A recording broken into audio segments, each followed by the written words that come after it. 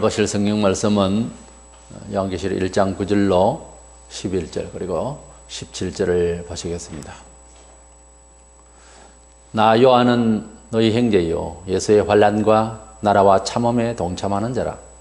하나님의 말씀과 예수를 증언하였으므로 말미암아 반모라 하는 섬에 있었더니 주의 날에 내가 성령에 감동되어 내 뒤에서 나는 나팔 소리 같은 큰 음성을 들으니 이르되 네가 보는 것을 두루마리에 써서 에베소, 스무나, 버가모, 두아디라, 사데, 빌라델비아, 라오디게아 등 7교회에 보내라 하시기로 내가 볼 때에 그의 발 앞에 엎드러져 죽은 자 같이 되매 그가 오른손을 내게 얹고 이르시되 두려워하지 말라 나는 처음이요 마지막이니.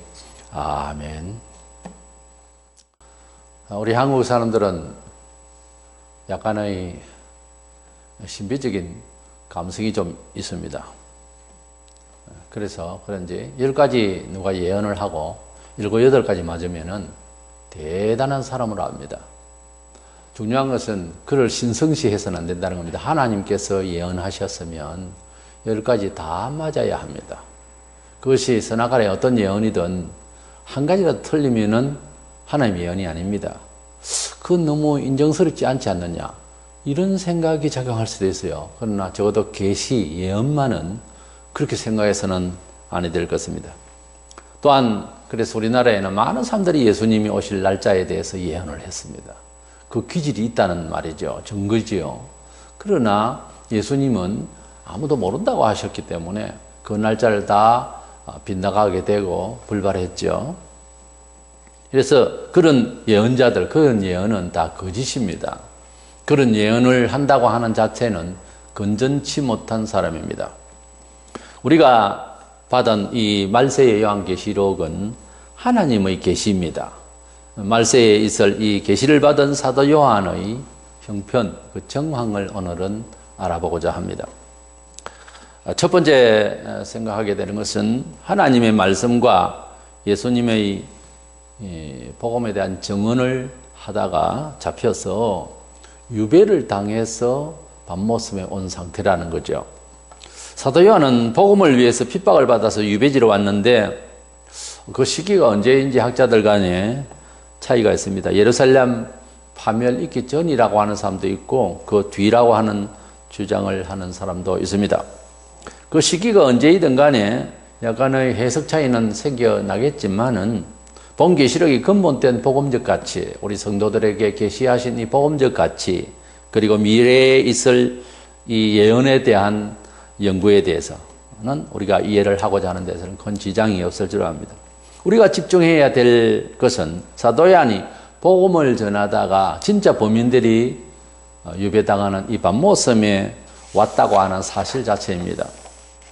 본문 9절에 나 요한은 너희 형제요 예수의 환난과 나라와 참음에 동참하는 자라. 하나님의 말씀과 예수를 증언하였으므로 말미암아 반모라 하는 섬에 있었더니라고 했습니다. 이 반모라고 하는 섬, 반모라고 하는 말은 송진이라는 뜻인데 그래서 소나무가 많은 그런 섬입니다. 터키에서 약 60km, 아테네에서는 약 250km 지점에 있습니다. 이 반모섬의 정상에는 요한의 기념 수도원도 있습니다. 이렇게 이 반모섬에 사도 요한이 정말 큰 죄인이 가게 되는 곳에 가게 된 것은 예수의 증거로 인해서 왔다는 거죠. 하나님은 가만히 있는 자에게 은혜를 주시는 법이 없습니다. 사적이든 공적이든 계시를 받는다고 하는 것은 복음을 위해서 열심을 다할 때 그리고 핍박까지 받는 자에게 영적인 그런 하나님의 뜻을 깨닫는 시간 그리고 은혜를 받는 시간이 오는 것입니다. 이래서 지금도 같은 교회 생활을 해도 남달리 은혜를 받고 하나님 앞에서 간절을 할 때 그때는 주님께서 큰 은혜를 주셔서 특별히 영적인 음성을 또는 영적인 감각을 이렇게 비춰주셔서 알게 하시는 경우가 발생합니다. 이사야 40장 29절에 피곤한 자에게는 능력을 주시며 무능한 자에게는 힘을 더하시는. 여기 피곤하다는 말 하나님을 사랑함으로써 진행하는 과정에 피곤할 때, 어려울 때 하나님께서 능력을 주신다 했습니다. 우리 한국 교회사만 해도 하나님의 음성을 받고 정말 영적으로 충만하던 시기는 어려운 때였습니다. 그러나 80년대 전후로 해서 배부른 시대가 오면서 교회는 형식적이 되고 성도들 생활도 외식에 이렇게 외현적인 데서 만족하게 되는 이런 식으로 변질이 됐습니다. 그 이후로는 개인적으로들 영적인 영감적인 은혜, 그런 신앙 고백이나 간증거리도 잘 들을 기회가 없어졌습니다. 누구나 핍박을 받을 때에 간절해집니다. 사람 살아가는 과정이 그렇죠. 발등에 불이 떨어져야 뭘 할 수 있다고. 이렇게 어려움이 있고 복음을 위해서 사는 데 있어서 힘들 때에 그때 비로소 이제 더 영감이 넘치고 영적인 음성을 들을 수가 있습니다. 핍박도 없이 그냥 앉아서 하나님의 음성을 듣겠다고 그렇게 배우는 일도 있는데 이건 말이 안 되는 겁니다. 가만히 앉아서 책상 머리 속은 기도하면서 하나님의 음성을 듣겠다고, 하나님의 음성을 듣겠다고 기도원이나 교회나 철야를 하며 금식을 하면 하나님의 음성을 듣겠다고 하지 말고 차라리 하나님께서 이미 그 음성을 기록한 말씀대로 살려고 노력하는 생활 가운데서, 그러니까 극단적으로 말해서 기도를 그런 식으로 하지 말고 차라리 기도를 하지 말고 성경대로 살려고 하는 노력, 또는 어떤 실생활에 있어서 상당히 이제 갈등을 요하는, 그리고 그 결정을 하기 위해서는 상당히 각오를 해야 되는 이런 일에 있어서 힘을 다해서 말씀대로 사는 것이 오히려 하나님의 영적인 음성을 들을 기회를 가집니다. 하나님의 음성은 산에 가야 있고 교회당에 있고 그렇지는 않습니다. 우리가 어떻게 하나님을 이해하고 하나님 존전에서 내가 삶을 살 것인가가 더 중요합니다. 그래서 사도 요한의 은혜를 받은 정황은 복음을 전하다가 밤모습이라고 하는 가지 않아야 할 그곳에 지금 유배당에 있을 때에 이 은혜를 받았다는 거예요. 그 말세 계시를 받는 이 영적인 계시의 은혜는 핍박 중에 받았다고 하는 것을 생각하자는 거죠. 그런 의미에서 핍박도 없고 게을르고 가만히 있는데 은혜가 안 있겠느냐, 그런 생각은 하지 말라고 말입니다.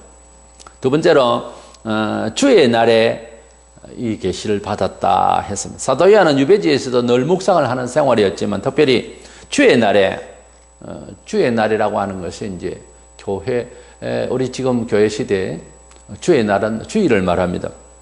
늘 항상 유배지에 가서 뭐 하겠습니까? 늘 묵상을 하는데 이 은혜를 받는 날이 또한 주일이었다는 거죠.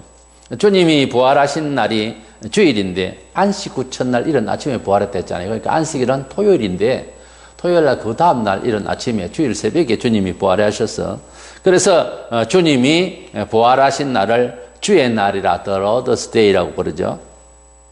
그래서 주의 날에 이 부활날에 이 계시를 받았다고 하는 의미가 있습니다. 이것은 우리가 요한계시록을 읽고 듣고 이 말씀 지키려고 하는 과정에 이 요한계시록을 요한이 받을 때 주의 날에 받았다는 것은 우리에게 두려움을 주려고 하는 것이 아니라 주의 날에 주일에 늘 받는 영원한 안식을 생각하며 주일마다 우리가 편히 쓰면서 하나님을 섬기고 그런 그 은혜의 날이 되는 것입니다. 이래서 성도들에게 두려움을 주려고 하는 것이 아니라 이 계시록은 주의 날에 받은 것과 같이 평안을 주기 위해서고 은혜를 주시기 위해서고 예배적 생활을 통하여 삶을 승리하라고 하는 그런 계시의 내용이다고 하는 것을 암시하고 있습니다.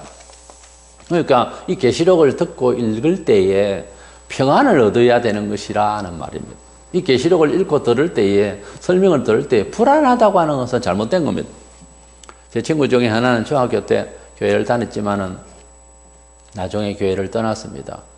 그리고 나는 21세에 교회를 다시 이제 처음으로 물론 나왔습니다. 그때는 친구가 교회를 다니지 않을 때죠. 근데 20대 후반에 친구는 황달병이 있어서 고쳐야 되는데 괜찮을 줄 알고 생각하고 돈벌이 하러 일하러 갔다가 결국 악화되어서 목숨을 잃게 되었는데, 저는 그때야 신학자 이제 고향을 떠난 상태였는데 꿈에 나타나서 친구가 죽었다는 거예요. 마침 고향을 돌아올 일이 있어서 갑자기 이제 오게 되는데, 오면서 이웃 누님 되는 분이 내 친구가 죽었다는 것을 아느냐 그래요. 아니라고. 근데 제가 죽은 날짜에 그 친구가 꿈이 나타난 겁니다. 어쨌든 그 친구가 이제 죽으면서 자세히 말해주는데 알라신을 믿고 있었기 때문에 이란 가서 그 이제 우상을 가지고 알라를 외치면서 그렇게 주문을 외우다가 죽더라고 했습니다. 그러니까 그가 중학교 때 믿었던 예수는 전혀 이제 기억이 안 나고 그랬던 것 같아요. 어쨌든 죽음이 임박할 때에 살려달라고 알라신에게 빌고 가더라는 겁니다.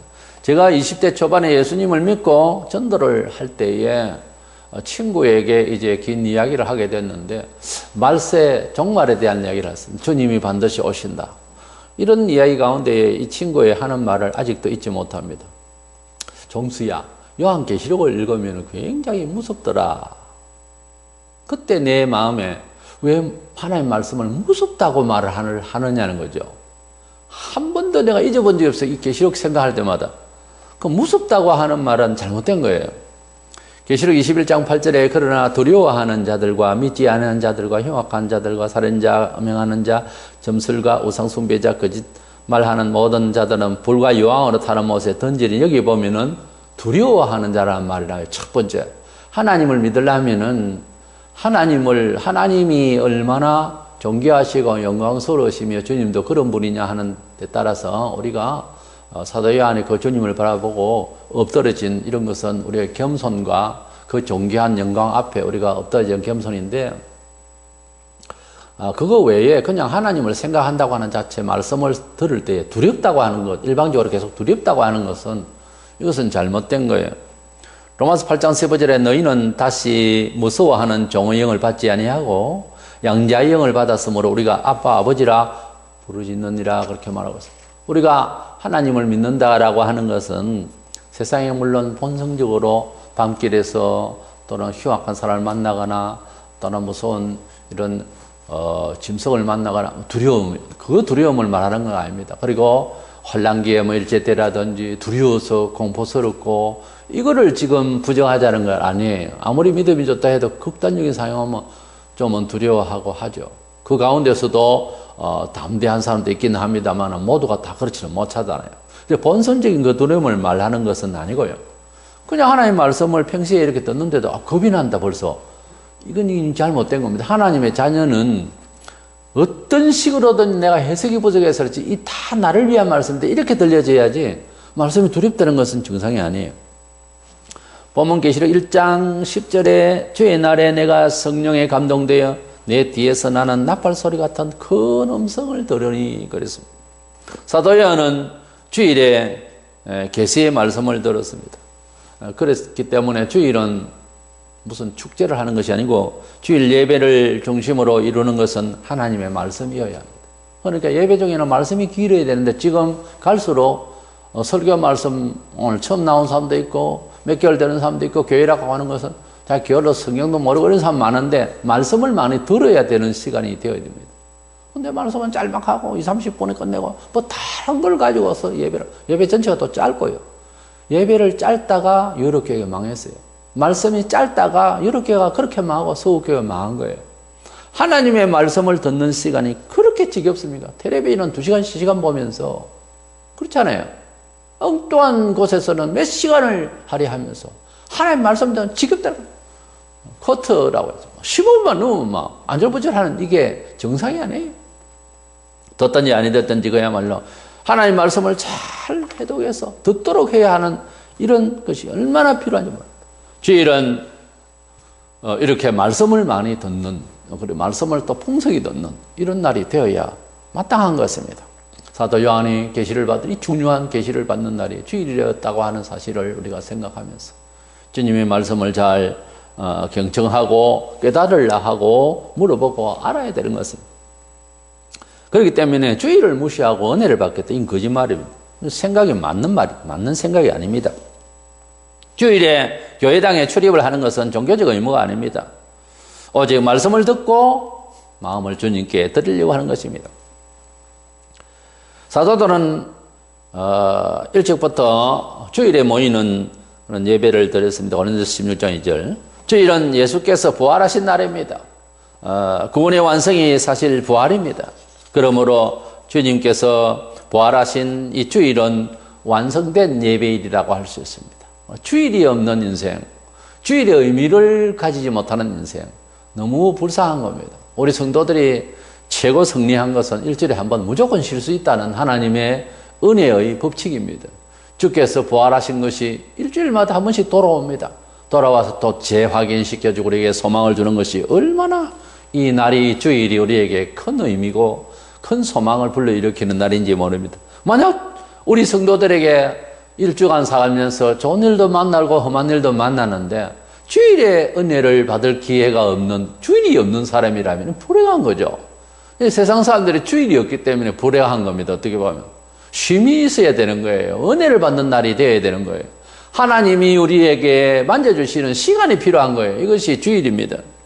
대부분의 신자들이 보면 처음 예수 믿을 때 전도를 받아 주일날 예수를 믿게 됐다고 하는 사실입니다. 주일을 빼먹고는, 그러니까 예배에 불성실한 신자가 은혜를 체험받는다. 이거 평생 가도 안 됩니다. 주일에 예배를 잘 드려야 되고 온전히 드리려고 하고 주일마다 비가 오나 눈이 오나 어떤 일이 있든지 예배에 잘 참석할 때, 예배에 참석은 종교적 의무가 아니에요. 말씀을 들을 기회가 있다. 축도로 찾아왔는데 설교는 안 하고 정치 이야기하고 목사가 헛소리를 한다면 이 목사가 큰 죄입니다. 하나님의 말씀을 들을 수 있는 기회를 얻어야 된다. 사도 요한은 이 중대한 계시에 대해서 주의 날에 받았다. 그럼 우리들도 주일을 사모하고 이 날을 감사하면서 말씀을 많이 들을 수 있는 기회를 삼기 바랍니다. 세 번째로 생각하는 것은 사도 요한이 받은 은혜들이 많이 있습니다만은, 요한이 말씀 전거로 인해서 밤모섬에 정배 보내어졌지만 여기서 받은 신령한 은혜는 기도를 하고 묵상하고 개인적 수양을 받은 것이 아니고 주님의 말씀을 받았다는 데 큰 의의가 있습니다. 먼저 요한은 성령의 충만해서 말씀을 전거하다가 물론 그렇게 유배지에 갔습니다만은 계속 묵상을 하며 계속 성령의 감동을 받고 있었으나 이날은 특별히 성령의 큰 감동을 받았던 것입니다. 우리는 사도이든 목사든 성도이든 성령님의 감화 감동 없이는 신앙생활을 잘 할 수가 없어요. 실질적으로 예배라는 것도 성령님의 신령과 진정으로 예배하기, 신령이라는 건 성령으로 예배 드리는 거. 그러니까 영적으로 예배를 드린다는 거죠. 육신적인 사사로운 생각이 아니고. 그 사도 요한은 하나님의 말씀을 받을 때에 성령의 충만함을 받았습니다. 그냥 뭐 생각을 해서 기록한 것이 성령의 특별한 감동을 받았던 거예요. 우리가 신앙생활 하는데 하나님 말씀대로 지시를 받는다 하는 것은 성령님의 감화가 없이는 어렵습니다. 알기는 아는데 안 되잖아요. 그것은 성령님의 감화를 아직 못 받아서 그렇다는 거죠. 그것을 인정해야 되는 거예요. 그렇기 때문에 어떻게 하면 성령님의 감화를 받는가, 이걸 연구를 해야 되고 이걸 간절해야지. 뭐 안 되면 안 되는가 보다. 그런 운명적으로 생각하면 그건 게으름입니다. 다른 변명이죠. 사도 요한은 성령의 감동을 특별히 이렇게 받고 말씀을 받았다는 것, 이것이 중요하고요. 또 나팔 소리 같은 큰 소리를 들었습니다. 나팔 소리를 들은 게 아닙니다. 빰빠라빠 하는 일은 나팔 소리를 들은 것이 아니고 나팔 소리 같은 큰 소리다 이 말이에요. 소리는 주님의 음성을 말하고, 그렇게 주님의 음성이 얼마나 세게 들렸던지 큰 나팔 소리가, 유대인들 당시에 보면은 양락 나팔라 뽕 하면서 크게 부르잖아요. 그 소리처럼 굉장히 크게 주님이 요한아 그러면서 하는 그 음성이 깜짝 놀랐다는 거예요. 그러니까 큰 소리로 들렸습니다. 나팔은 구약시대의 백성을 모으거나 절기나 전쟁을 선포할 때, 그렇게 예비를 할 때 불었습니다. 출애굽기 19장 19절에 보면은 하늘에서 나팔 소리가 들렸는데, 그것은 모세가 시케몬을 받을 때 나팔 소리가 점점 커질 때에 모세가 말한 적 하나님이 음성으로 대답하시더라. 나팔 소리가 우리가 이제 들리는 그런 나팔 소리가 좀 다를 겁니다. 영적으로 들리는데 굉장히 크게 들려요. 그래서 그 소리를 이제 발하면서 하나님이 말씀을 하시는 거예요. 예수께서 재림하실 때에도 나팔 소리를 불면서 온다는 게 아니고 나팔 소리가 들린다고 그랬어요. 마태복음 24장 31절에 그가 큰 나팔 소리와 함께, 천사가 나팔을 분다는 것이 아닙니다. 말을 그렇게 해버리면 안 되고, 큰 나팔 소리와 함께 천사들을 보내리니 그들이 그의 택하신 자들 하늘 이 끝에서 저 끝까지 사방에서 모리라. 이 나팔 소리는 따로 이렇게 나팔 소리가 나면서 천사들이 내려온다는 거예요. 천사들이 나팔을 불면서 내려온다 이렇게 표현은 안 되어 있습니다. 어쨌든 큰 나팔 소리, 그러니까 의미상으로는 말씀이 돼요. 부르는 소리라는 거예요. 나팔 소리. 우리가 속으로 쓸데없는 사람은 나팔 불지 마라 그런 소리 하잖아요. 이 나팔이라고 하는 말은 어느 매체를 통해서 어떤 의사 전달을 하는 소리를 말하는 거죠. 데살로니가전서 4장 16절에 보면 주께서 호령과 천사장의 소리와 하나님의 나팔로 친히 하늘로 쫓아 강림하시리니 그리스도 안에서 죽은 자들이 먼저 일어나고 그랬습니다. 그래서 주님께서 재림하실 때에 천사들도 오지만 하나님의 나팔 소리가 들린다. 하나님의 그 나팔 소리가 어떻게 들릴까요? 주목하게 하며 주님이 재림하심이 역력히 이해되어지는 소리를 들린다는 거예요. 이렇게 들린다 하더라도 그 하는 소리가, 그 나팔 소리가, 그 큰 소리가 우리를 부르는 소리가 된다는 거예요. 다 쳐다봐야 되는 소리다 그 말입니다. 그래서 성경에서 주목시키고 예배하게 하는 이 나팔 소리, 그 말 그대로 이렇게 주님이 재림하실 때에도 나팔 소리가 날 것이다. 그래서 사도 요한이 나팔 소리 같은, 이 말은 바로 주님이 부르시는 그 소리가, 그 음성이 너무나도 크게 들려서 요한이 보게 된 거죠. 예배 중에 스피커 소리를 크게 하고 고함을 지른다고 해서 하나님 음성이 우리 속에 들리는 건 아닙니다. 말은 안 해서 그렇지 영적으로 은혜롭지 못한 소리를 시끄럽게 하면은 성도들은 싫어합니다. 귀를 막죠. 주의 말씀이 가슴으로 울려야 되는 겁니다. 주의 말씀이 영적으로 들려야 됩니다. 사도 요한은 지금 신령한 가운데서 주님의 음성을 마음으로 영으로 크게 들리는 겁니다. 그리고 말세의 계시를 써서 전달하는 은혜를 받았습니다. 11절에서 아시아의 7교회 요한이 듣고 본 바를 모두 써서 보내라고 하는 메신저 역할을 받았습니다. 믿음의 자녀들에게 아름다운 소식을 전하는 것은 본인 자신에게도 큰 은혜가 됩니다. 누가 죽은 것을 부고를 알리는 것과 어느 집에 경사가 있어서 잔치를 한다든지 결혼식을 알리는 것하고는 극과 극을 이룹니다. 우리가 듣는 그 메시지에 따라서 감성이 바뀌는 거죠. 우리가 남에게 아무래도 죽은 소식을 전하는 것보다 살아난 소식, 잘된 소식을 우리가 전하러 갈 때 즐겁잖아요. 사망의 소식을 전하러 가는 사람의 발걸음이 가볍겠습니까? 잘 되어 있는 소식을 전하러 가는 발이 본인도 기쁘지만 듣는 사람이 얼마나 좋아할까 하는 이런 기쁨이 함께 있는 거죠. 이사야 52장 7절에 좋은 소식을 전하며 평화를 공포하며 복된 소식을 가져오며 구원을 공포하며 시온을 향하여 이르기를 네 하나님이 통치하신다 하는 자의 산을 넘는 발이 어찌 그리 아름다운고. 신약에는 이 말씀을 받아서 로마 10장 15절에 보내심을 받지 않으면 어찌 전파리요 기록된 바 아름답도다 좋은 소식을 전하는 자들의 발이요 함과 같은 일. 우리 그렇잖아요. 좋은 소식을 전하고 기쁜 소식을 전하고 그 기쁜 소식이 생명에 관련됐다면 죽은 사람이 살아나는 것과 같은 사실적인 그런 일이라면 그 소식을 들고 가는 자체가 행복한 거예요. 지금 사도 요한이 우리 형제들에게 전달되어져야 하는 이 계시의 말씀, 우리에게 교회는 반드시 이런 환난이 와도 승리하게 되어 있다는 보장이다 하는 것을 전달하기 위해서 이렇게 기쁨을 자기가 가지게 된 거예요. 이 계시를 받게 된 이 요한이 성령의 충만함으로 우리에게 전달한 것은 바로 이 메시지, 우리를 건지시는 하나님, 우리를 반드시 성령케 하시는 하나님의 내용이 계시록 전체를 읽어보면 성도를 위하기 위한 말씀입니다. 신자나 불신자나 예언이다 하고 밋밋한 그런 예언이 아닙니다. 긴가민가 하는 예언이 아니고 우리 성도를 살려내시는 하나님의 은혜에 대한 역사에 대해서 전달하게 된 이런 놀라운 축복을 받았습니다. 요한복음 4장에는 사마리아 여인이 나오는데 예수님을 만났습니다. 우물가에서 대화 중 예수님이 초면에 유대인 같으면 그리스도로 발견한 겁니다. 너무 좋은 거예요. 그래서 동네방네 자기가 결혼을 5번, 6번 이래도 불행한 여인이에요, 사실은. 어쨌든 간에. 근데 이 여인이 동네에 가서 사람들에게 그리스도가 아니냐고 와보라고 이렇게 난리를 칩니다. 이게 전도죠. 확신을 가지고 기쁨을 가지고 막 합니다. 너무 하나님께 주시는 기쁨이 올 때는 인격과 그 사람의 신분을 초월합니다.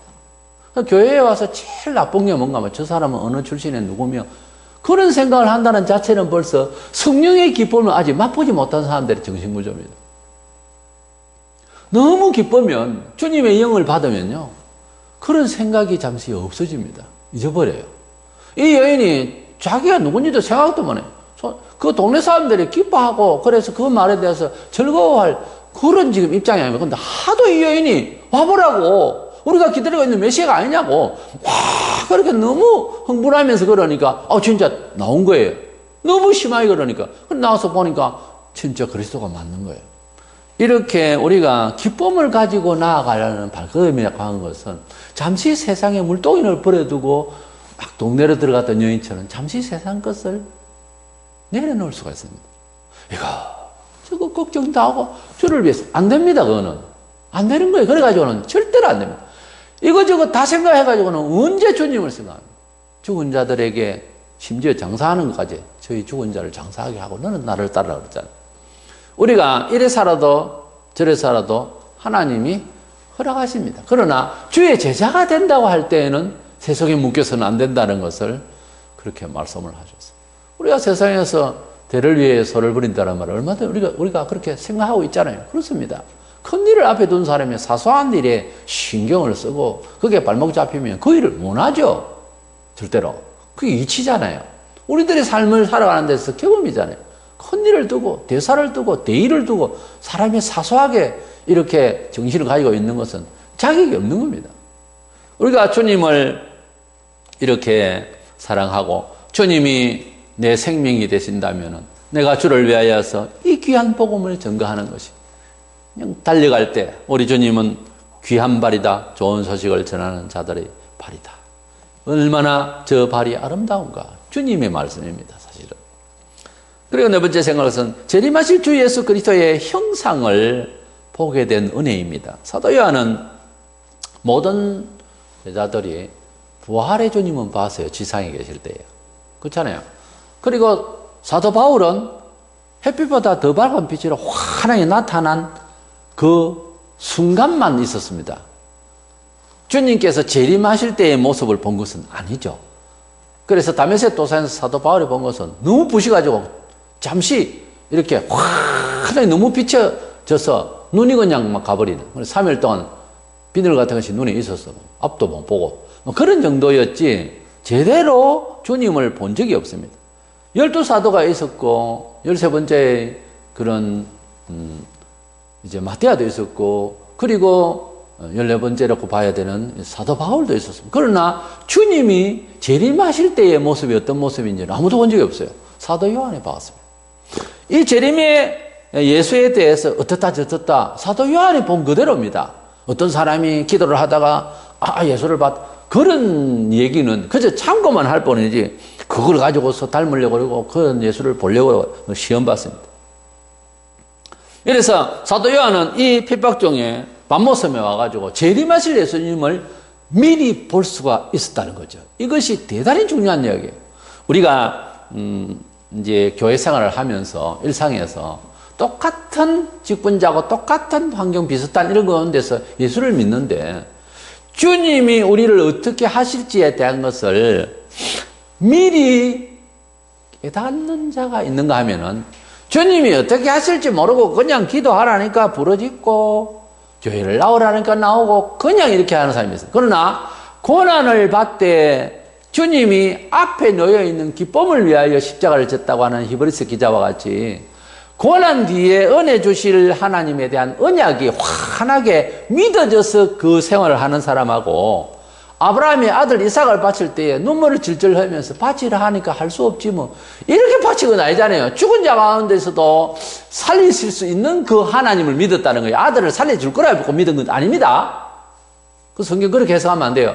아들을 죽이는 마음은 분명해요. 하나님이 바치라 하니 그러나 이런 아들을 죽은 자 가운데서 살리시는 하나님을 믿었다는 거죠.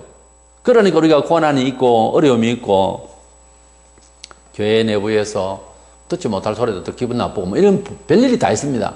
그러나 이를 통해서 주님이 내게 부활하신 그 주님처럼 은혜를 주실 줄로 믿는 그 잠시 잠깐 오면은 은혜의 그림이 나에게 올 것이라고 하는 사실을 믿는 사람은 교회 봉사를 해도 짜증을 내면서 하지 않습니다.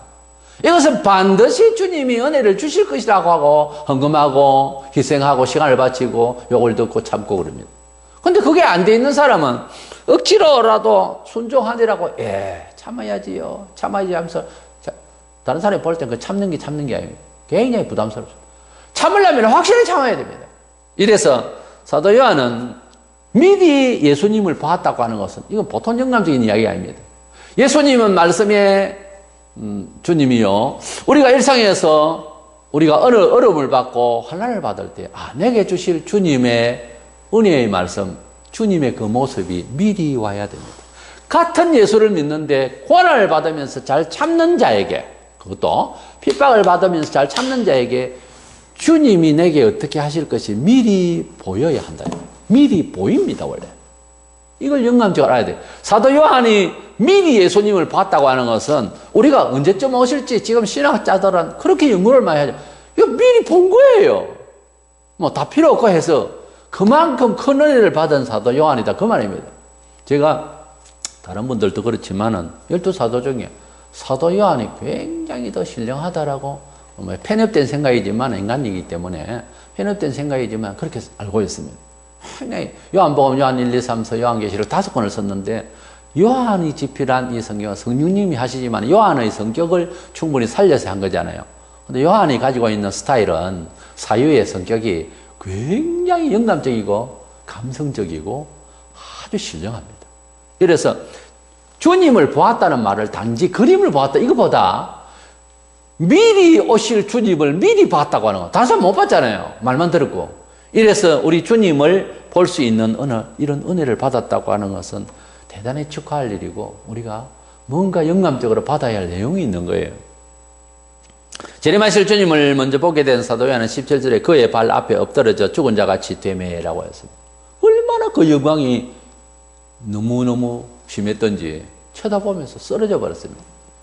지금은 우리가 신학을 연구하고 성경을 보고 이러니 저러니 한 벌에 입을 놀리지만 주님이 딱 나타났을 때는 구경하는 수준이라면 그 사람은 죽은 정신입니다. 딱 쳐다보고 쓰러졌어요. 그 거룩하신 영광의 주를 뵙고 엎드러져서 그렇게 겸손해져 버렸어요. 주님이다. 팍 쓰러졌어요. 신비주의자들은 나는 봤네 예수가 허허히 나타난 전부 그 사기꾼이에요. 진짜 봤으면은 그렇게 자랑을 할 처지가 아니라니까요. 구약의 선지자들도 그렇고 정말 주님을 만나면은 지금 우리에게 우리 일상에서 우리 성도들에게 주시는 이런 메시지는 뭡니까? 주님의 말씀을 듣고 은혜를 받았다고 할 때에 풀풀풀 해가지고 교만한 게 아니고 정말 은혜를 받으면 어떻게 됩니까? 내려앉습니다. 은혜를 받은 사람은 겸손해져요. 은혜처럼 겸손해져요. 네하고. 그런데 내가 생각해 볼 때는요, 그러면서 눈빛을 이상해요. 이거 지금 은혜 받은 게 아닙니다. 은혜 받은 사람은 쓰러졌어요. 은혜 받은 사람은 내려앉습니다. 주님의 얼굴을 봤다는 말은 주님의 말씀을 봤다는 말로 요역을 하면은 주님의 말씀의 은혜를 제대로 받으면 낮아집니다. 겸손해집니다. 엎드려집니다. 누구 앞에? 주님 앞에. 세상 사람들의 무기가 겁나는 것이 아니라 적그리스도가 겁나는 것이 아니라 일제때가 겁나는 것이 아니라 주님이 두려워서 주님 앞에 엎드립니다. 어떤 일이든지 하나님 앞에서 엎드리는 거예요. 사람이 겁나는 게 아닙니다. 요한이 주의 날에 받은 은혜는 우연찮게 얻은 것이 아닙니다. 반드시 알아야 될 것은 복음을 위하여 정언하다가 핍박받는 중에 이 영광스러운 은혜를 입었다는 것을 참고할 줄 알아야 됩니다. 그것 없이 그냥 은혜를 받겠다. 저 산에 가서 기도하면서 예수를 보겠다. 오늘 밤 철야 기도할 때 뭘 보겠다. 그동안 어떻게 살아온 것이나 회개하세요. 그게 기도의 순서입니다. 얼마나 많은 사람들이 기도를 하라 그러니까 막 풀풀풀 때리면서 감을 들면서 주여 삼창을 하고 뜯은다고 되는 게 아니에요. 신앙의 이력이 있어야 어느 날 자연스럽게 나타나는 거예요.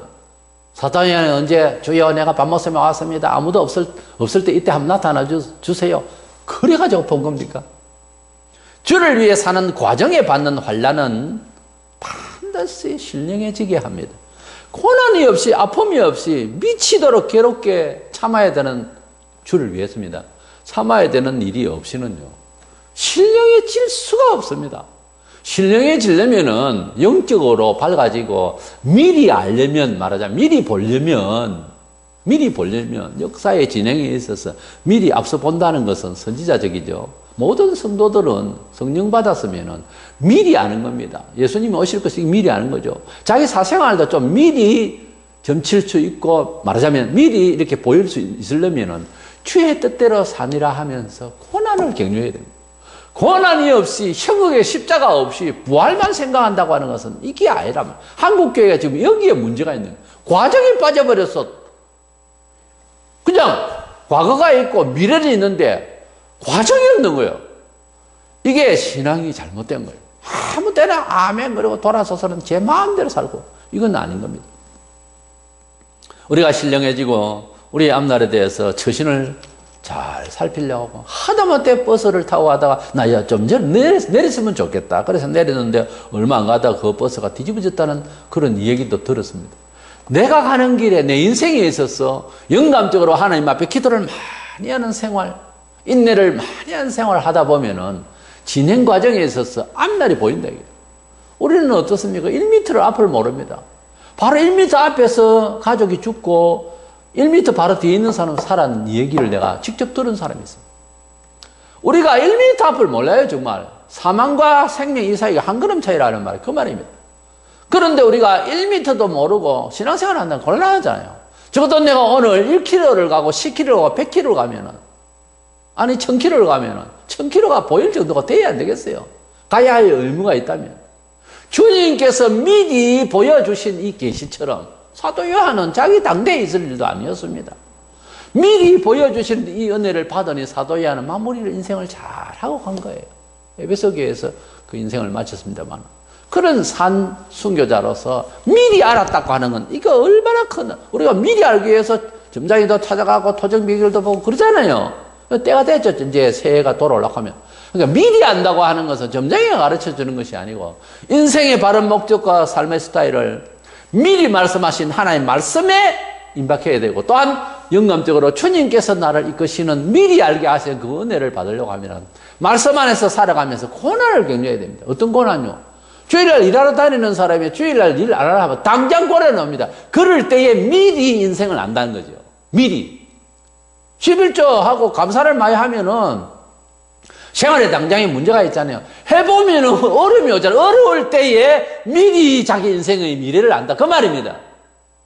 상대방이 나를 쳐서 이빨에 하나 나가서요. 그러면은 신고해야 되는데 예수님의 말씀대로 우선 그 사람이 눈물을 흘리고 해결을 한다면 더 좋죠.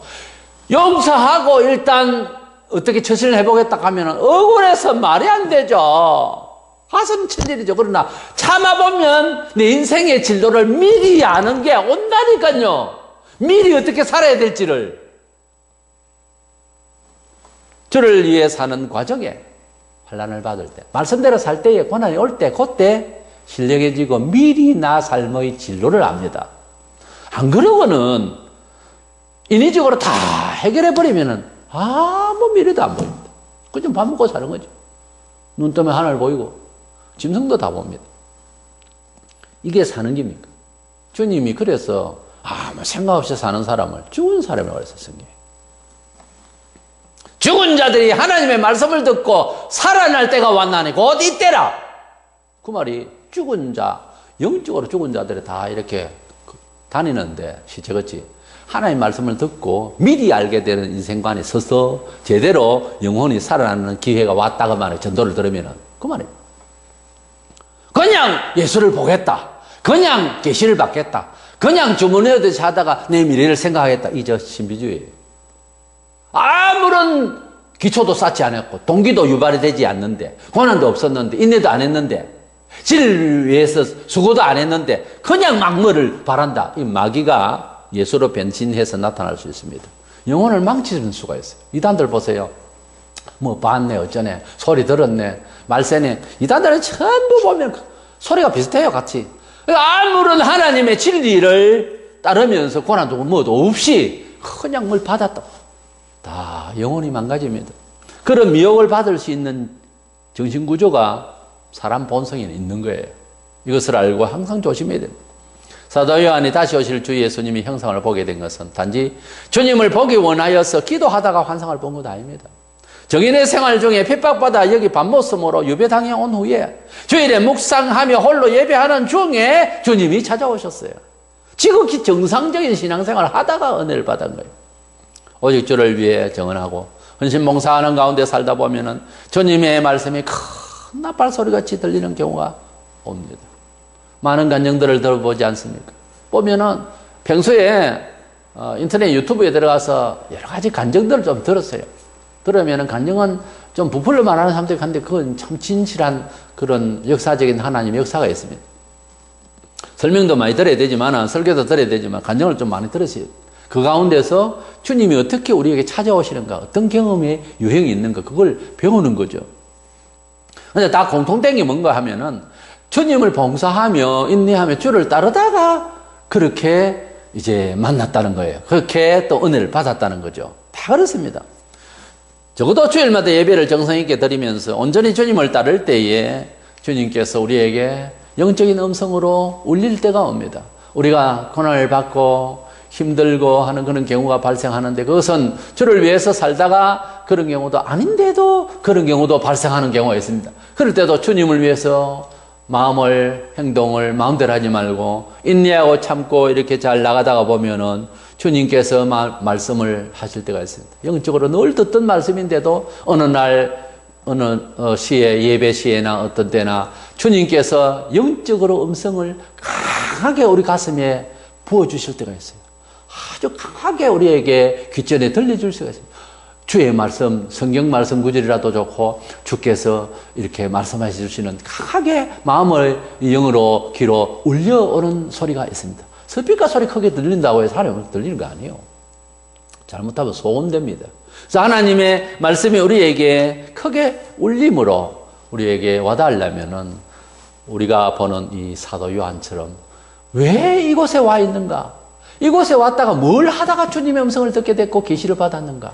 이 내용을 잘 살펴가면서 우리들도 사도 요한처럼 주 안에서 받은 바 계시의 은혜의 말씀을 잘 쫓아서 살고 간절하게 믿고 또 인내하면서 살고 이렇게 주님을 간절히 사모하는 가운데 살다 보면 내게 합당한 하나님의 음성이 내게 합당한 주의 성경의 진리가 잘 이끌어 주시는 그래서 약간의 이제 거리가 있어도 우리의 개인적인 어떤 앞날에 대한 나의 그 앞날의 진보에 대한 처신에 대해서 주의 말씀이 적절하게 내게 지혜를 주시고 지각을 주셔서 앞으로 잘 가게 하시는 나타나시는 주님, 나타나시는 주의 말씀이 있을 줄 믿습니다.